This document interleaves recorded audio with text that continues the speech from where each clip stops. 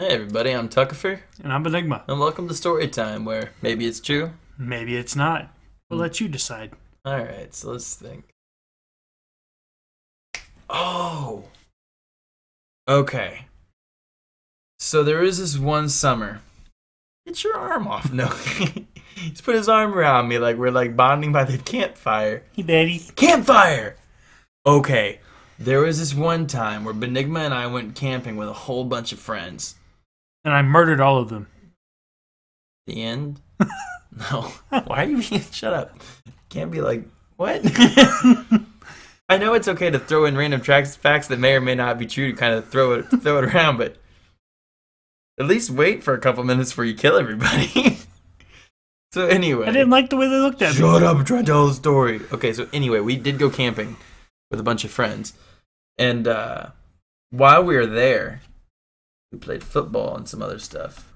I don't think anything crazy happened with the football, so we'll skip the football. So anyway, end of the night comes, and we decided to start gathering around by the fire. And Johnny was there.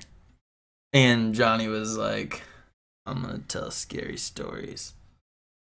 And he tried to tell a scary story, and it was really bad. Like, Oh, it was terrible. it was like Butchered that story. talking about Pac-Man the ghost, basically. Like, he wasn't, but it might as well have been.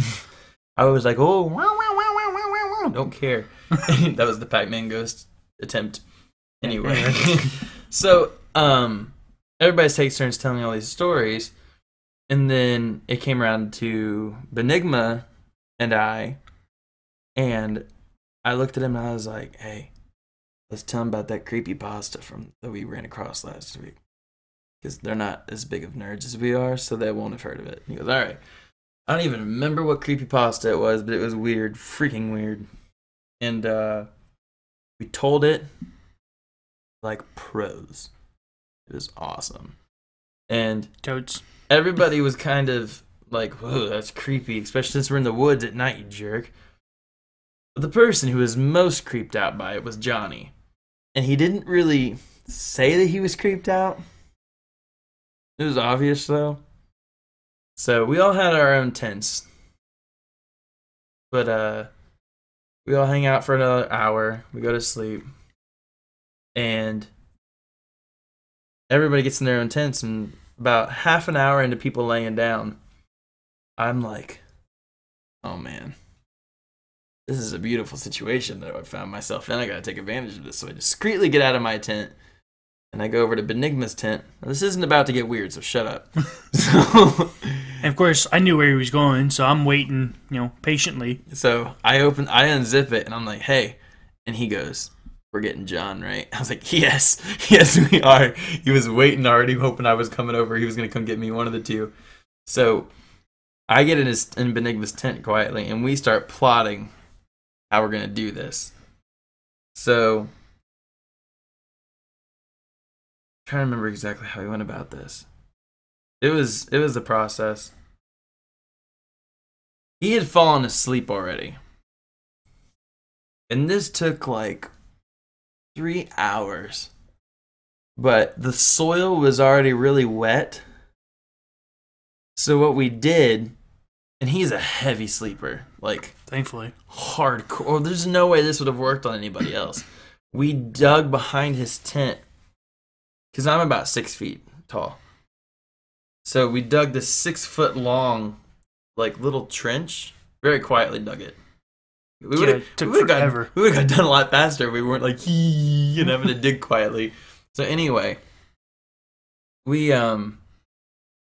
dig all that up to the point where I'm able to lay down flat inside of it, but kind of still be level with the ground, right? So we get ready, and I'm like, okay, this is where it's either going to work or it's not going to work. So we kind of peek in his tent, and we see where he's laying at. And he's got like 3 sleeping bags and like 4 pillows, like luxury suite of camping material, which was just so ridiculous. But We made fun of him for it a lot. But we knew that. So this is why this was so perfect. So I lay down, and he pulls the tent over me with Johnny in it until Johnny is laying directly on top of me. Right? Yeah. So Johnny's laying on top of me, but he's got all these sleeping bags, so he can't tell there's anything different. I'm like suffocating down there, but I'm like, it's for the plan. It's totally worth it. So the plan was for Benigma to scream. So I'm not going to scream now. I'm not saying scream now. So anyway, I told him to wait and go in about a good distance into the woods, but close enough that he can still hear. You know, like how you go into the woods to pee.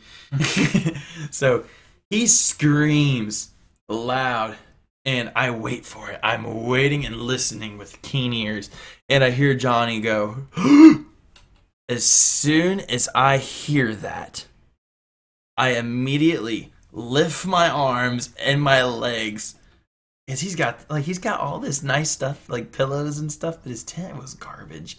He didn't set it up right either, so it was really easy to move around and everything else. Yeah, we didn't have to unstake it. He forgot to stake it, so yeah, dummy. No, we staked it for him, remember? But they were the plastic stakes. Oh, yeah. So, but anyway, so I reach up and grab him from under the tent. So, like, his tent is, like, enveloping him with arms, and I got my legs around him.